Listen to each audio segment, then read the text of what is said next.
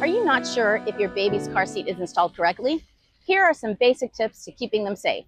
I'm Dr. Nancy Silva, mom and pediatrician, Wesley Chapel, Florida, and today I'm talking to you from downtown Tampa. In the background, I have the beautiful Curtis Hickston Park. So, first and foremost, if ever there's a doubt of what do I do to install this baby car seat correctly, usually before you leave the hospital's going to make sure that you do have a car seat. Nowadays, they won't let you go home without it. So what do? You can go beforehand where you've bought the car seat. They typically can help you. You can also go to a fire station. They can typically help you. And hospitals will help you. You just need to set up an appointment at those places or just call and find out if you can just show up without an appointment, and they will help keep your baby safe. First, you want to make sure that the car seat is snug at the base. So you want to make sure that there's not much wiggle room. You can install it and there's straps and all kinds of things, but if it's wiggling too much, it is not going to be safe for your baby. So you really need to make sure that you are pulling those straps extra tight. I remember for my kids, I would put my whole body into it. My husband couldn't do it because he was too tall, and most men are too tall or just too wide compared to our body frames. So it was pretty simple. I'd get in the car seat, both knees in, and just pulling the straps, and it was super extra snug. The other thing is sometimes in the back seat, you have the headrest. That could get in the way depending upon the type of car you have. So if you're noticing it's too wiggly with the headrest, you might need to take the headrest off. Typically, I recommend to get a convertible car seat because your typical baby car seat is only good for about, depending upon the car seat model, about 22 to 25 pounds. But the convertible car seat adapts with them as they're aging, and it can last for even up to 100 pounds. So that's a pro tip. Save yourself some money. Get the one that's adjustable right away as opposed to spending double the money and getting that other one for when they're older. Requirement.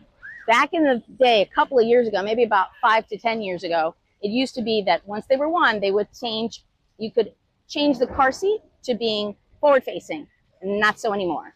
Now it's actually 2 years old. And lots of people worry about this because, you see your child's legs all scrunched up and you think, what are we going to do? It's actually the safest thing because you have to think about it. If you're going to hit those brakes and your child is backwards, the first thing that's going to happen is their head is going to go backwards into the car seat. They're protected. So they're not going to get that head neck injury whiplash. But if they're facing forward, the first thing they're going to do is snap forward, and you can really have some severe neck and nerve injury. So backward facing car seat until the age of 2. Another important thing is often when I'm in the office with newborns, parents want to know, is this okay? So I help them out with the car seat. And a big problem is that buckle either tends to ride too high or tends to ride too low. It really has to be in the center of the baby's chest plate. And you do have to pull the straps very hard. And you do have to pull those straps very hard to make sure it's snug and secure. How much space should be in? I tell people, put your both fingers and just pull up. If you can fit more than that, it's not tight enough. And then you can slide that centerpiece up or down accordingly. The other thing is, avoid very bulky clothing, bulky sweaters, bulky coats. You want to basically undress your baby to a reasonable extent, because what happens is if you're putting them in there with their coat on or these bulky sweaters or blankets, they're not snug and secure. They're too loose and they can get an injury if there's a car accident. So you want to make sure to avoid that.